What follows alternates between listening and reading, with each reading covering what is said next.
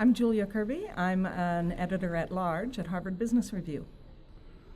Tom Davenport. I'm a professor at Babson College, research fellow at MIT, co-founder of the International Institute for Analytics, and senior advisor to Deloitte Analytics. So Tom and I have been thinking a lot lately and doing research about this encroachment of automation into the realm of knowledge work. We knowledge workers kind of thought we were on highest ground and that the robots would not be coming for our jobs. But we're now beginning to think that maybe there is some threat to the livelihoods of knowledge workers.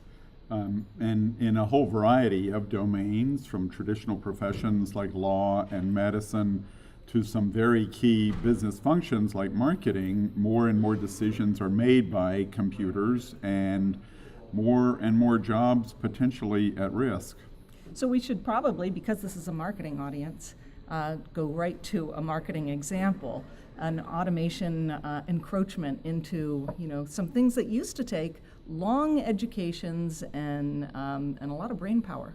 So one of the most prominent examples of an automated process in marketing these days is so-called programmatic buying, this idea of buying ads for digital ads on publisher sites. And at one point, this was done, like all media buying, by a media buyer or a media planner.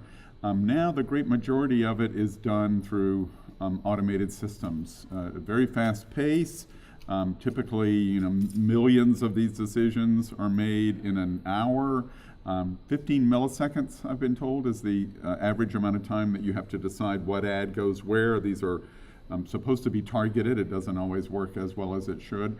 But a whole profession, obviously a relatively new profession if we're talking about digital ads, doesn't really exist anymore, and those media buyers either have to move out or move up into more sophisticated and high-level decision making. So when you think about how automation is going to change all of our lives and our jobs and our children's jobs, I mean, marketing is such a perfect example because not only has it been a highly educated career path, it's also been such an intensely creative one. And so to think about it being handed over to computers, or large chunks of it handed over to computers, is really a brave new world. But we're not really pessimistic at the end of the day. Only somewhat pessimistic, but we are focused on what humans can do about all of this and how they can adapt to the onslaught of technology and automation into areas like marketing. And so we've been able to identify a few things, a few steps that these threatened individuals can take to maintain their livelihoods in this kind of situation. And it really amounts to kind of a reframing of the challenge. Instead of thinking constantly about automation and how our jobs will be taken over by computers, instead we think people should be thinking in terms of augmentation, both what they can bring to the table that computers still can't do and probably never will, but also what computers can bring to their own limitations. I think CMOs are really going to be looking for a different skill profile altogether. There are still going to be some creative-oriented jobs, but a number of CMOs I've talked to have said that even the creative people have to understand how the technology works, and if you're creating ad copy or website design, you have to have some sense of how it tests in A/B testing and so on, which is a increasingly automated domain itself. For a lot of people, it'll be necessary to really fully engage with these automated systems, understand how they work. How's programmatic buying going? How is A/B testing going? How is even marketing as decisions as important as marketing mix optimization are increasingly automated? How are these automated systems making those decisions, and how can we improve on them over time? So the implications, of course, are on two levels here. There's what does the knowledge worker do to remain employable?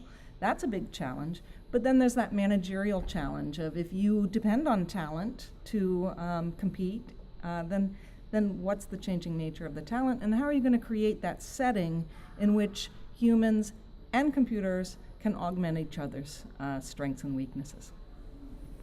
We're, of course, still working on this book, but we do have a sense that it will primarily be about this augmentation issue that Julia described, and we will be providing a series of steps that individuals can take in order to make themselves, employable in this environment, as well as the things that organizations and even our broader society can do. This could lead to some really big implications. 25% of knowledge workers are in the U.S. economy.